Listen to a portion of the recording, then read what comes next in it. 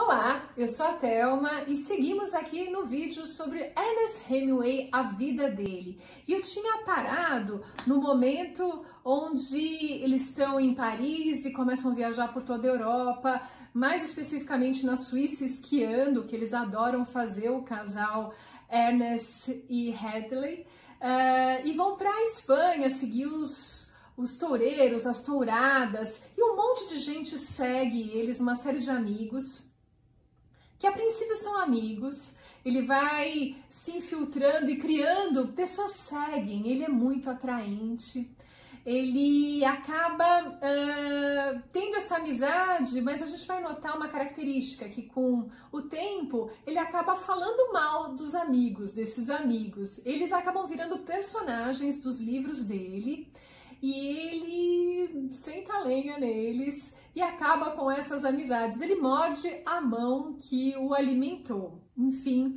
E aí ele começa a ter os subsídios para o primeiro livro dele. Até então ele só escrevia contos que estavam começando a ser publicados, que estavam ajudando bastante ele a aprender as regras Hemingway, que a gente vai falar mais no futuro, para ser um bom escritor.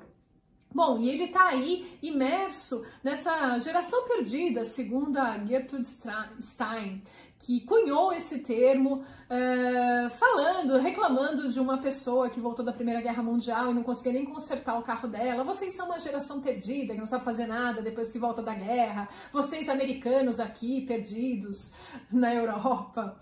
Enfim, ele acaba não gostando muito da brincadeira, mas ele acaba assumindo esse termo e usando nos livros dele, contando isso nas histórias dele. E aqui eu listo os amigos que ele fez nesse métier e que vão ajudá-lo a se promover, e que no final ele acaba falando mal, ele se divide em gostar e falar mal. Ele, que é um cara um tanto inseguro, como eu disse, muito competitivo, e a gente acaba vendo isso nesse comportamento dele. Dentre essas pessoas que ele conheceu está Pauline Pfeiffer, uma mulher que, segundo Fitzgerald, era uma mulher que foi para Paris para casar, para arranjar um marido, e ela queria que fosse o Hemingway. E ele fala isso para ele, para tomar cuidado, senão ele vai perder o casamento dele. O Hemingway fica feliz com essa história. A princípio ele nem nota a Pauline, mas ela realmente queria fazer o que o Fitzgerald alertou.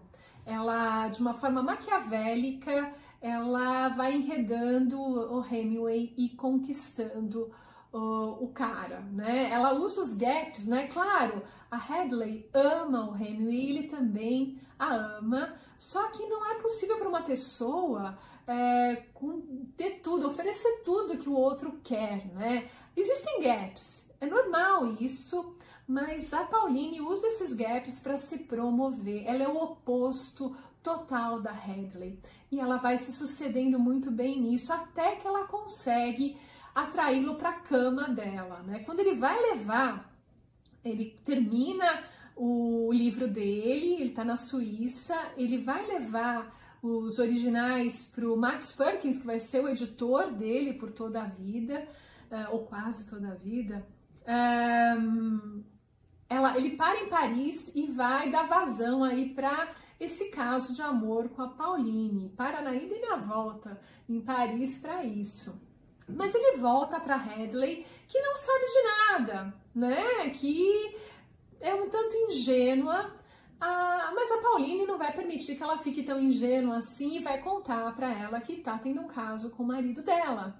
Ela se desespera e vai falar com Ernest, a tentativa de fazê-lo cair em si. E que é isso? Só que ele se vê apaixonado pelas duas, ele se vê seduzido pela essa possibilidade de duas mulheres ficarem ali à mercê dele, preenchendo essa carência absurda que ele tem, né, essas necessidades.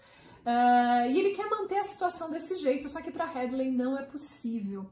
E ela faz um acordo lá de 100 dias com ele, tentando deixá-lo afastado das duas, para que ele pense o que ele quer fazer da vida. Mas ela percebe em menos de 100 dias que precisa dar o divórcio para ele, porque ele não vai se decidir, ele não vai abrir mão de nenhuma das duas. Então ela, que não aceita essa situação, abre mão e eles se separam. E aí ele vai se casar em 27 com a Pauline. E aqui a gente tem uma situação que eu acho interessante abordar, esse lado sombra do Hemingway, porque eu fiquei chocada quando eu vi que essa Pauline, com essa trama sórdida, porque foi sórdido o que ela fez, ela conseguiu o que ela queria e acaba se casando com o Hemingway. Esse cara egocêntrico, sabe? Ele é o centro das atenções e ele demanda isso da esposa. Ele queria que a Hadley ficasse 100% do tempo à mercê dele, e olha que ela ficava. Só que não foi o suficiente. A esperta da Pauline acabou usando esses gaps em favor dela. Carente, inseguro, parece que não é inseguro quando ele é escritor, mas ele não consegue falar em público. Porque isso mostraria algo que ele quer esconder, algo dentro dele que ele não lida bem. E ele tem sinais de transtorno bipolar, que vem desde a Primeira Guerra Mundial e vem do pai que também que cometeu suicídio, que tinha esses episódios de mania e de depressão, né? De extrema agitação e momentos depressivos. Então, ele se casa, em 29 ele vai ter o primeiro filho, Patrick, e em 31, Gregory. E aí a gente começa a ver uma dissonância entre as memórias dele e a biografia. Na memória, ele vai falar nas memórias dele que ele, quando nasceu o segundo filho, esse casamento que já tinha nascido mal, piorou ainda mais, porque o médico receitou o coito interrompido, porque ela não poderia engravidar, e esse era o tratamento. Isso foi a gota d'água para ele, e ele se mudou para Cuba, foi pescar e nunca mais voltou, mais ou menos isso. Mandava cartas para Pauline, super ofensivas, com fotos com outras mulheres, dizendo que estava mesmo aproveitando a vida e que ele queria o divórcio. Já na biografia, parece que eles viveram um casamento relativamente feliz. Então, eu acho que a verdade deve ser algo entre as duas situações. E ele também escreve Adeus às Armas. E aqui a gente vai ver que é a história da enfermeira que ele conheceu na Primeira Guerra Mundial, mas nas últimas partes do livro, quando o relacionamento deles evolui, eu vejo o relacionamento dele com a Hadley e a forma como ele vê o primeiro amor e o grande amor da vida dele terminar. E isso vai ser bem refletido na Paris é uma Festa e no Memoir escrito pelo Rotchner, que são esses livros que eu deixo aqui na descrição. É uma história muito bonita e ele conclui que a Hadley foi o grande amor da vida dele. Enfim, ele segue nesse casamento com a segunda esposa. A Hadley casa-se com outro, a propósito, só para situar vocês. E uma loira lá, pelos idos de 1936, começa a esbarrar nele sem querer. E é uma repórter jovem, muito bonita, que tem uma grande admiração pelo escritor Hemingway. Enfim, eles vão ambos para a Guerra Civil Espanhola, se encontram lá como jornalistas de guerra e acabam dando vazão para esse amor que surgiu. Esse casamento já meio desfeito com a Pauline acaba terminando, ela dá o divórcio e ela experimenta o próprio veneno, porque a Marta não foi ingênua em nada, ela tinha mais interesse no escritor do que no homem, mas queria o Ernest para ela e consegue, toma da Paulina, e eles se casam em 1940. Ele também publica um livro que muda aí as cifras de vendas dele, ele estoura em sucesso com a publicação de Por Quem os Sinos Dobram. Vai para o cinema, ele começa a ganhar muito dinheiro e a Marta quer isso, quer entender o que é ser um escritor de sucesso, enfim. O livro, publicado em 40, a personagem principal é baseado na Marta, ou seja, ele já vinha vivendo um relacionamento com ela bem antes, quando ele estava escrevendo esse livro. E aí, ela quer continuar a vida de jornalista dela, quer ir para a guerra, quer que o Ernest vá com ela para a Segunda Guerra Mundial.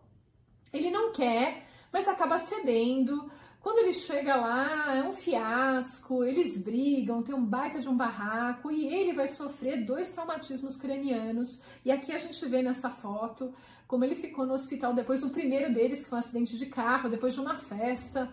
Antes do dia D, ele estava se preparando pro dia D e o carro bate, ele tem esse traumatismo feio. E isso piora muito o quadro dele. Ele tinha 45 anos, mas parecia muito mais velho. Ele estava acabado, fisicamente falando, enlouquecido com a Martha. E ele conhece a Mary, que vai ser a 4ª esposa dele. E a Mary de cara já saca que se ela topar, porque ele já pede em casamento meio de cara e já vai enredando em convites para jantares, para ir para Havana e etc. E ela para e pensa, se eu aceitar isso aqui, eu vou ser uma esposa futura cuidadora dele. E ele também tem uma instabilidade de humor, porque nessa fase ele já troca uns tapas na cara, vinho na cara, ele tem, o transtorno tá mais acentuado e ele é abusivo com a Mary no começo até o fim do relacionamento deles. Mas ele acaba enredando, acaba levando a Mary para o altar também, né? Ele acaba o casamento dele, ele que ficou 10 anos sem escrever. Então, ele teve o sucesso em 1940 e vai só escrever novamente ou publicar novamente em 1950. Ele volta para os Estados Unidos, onde ele se casa com a Mary, e aí a gente vai ver que ele é um cara atormentado pelo medo da morte nessa década de 50, mas isso eu continuo no próximo vídeo. Combinado?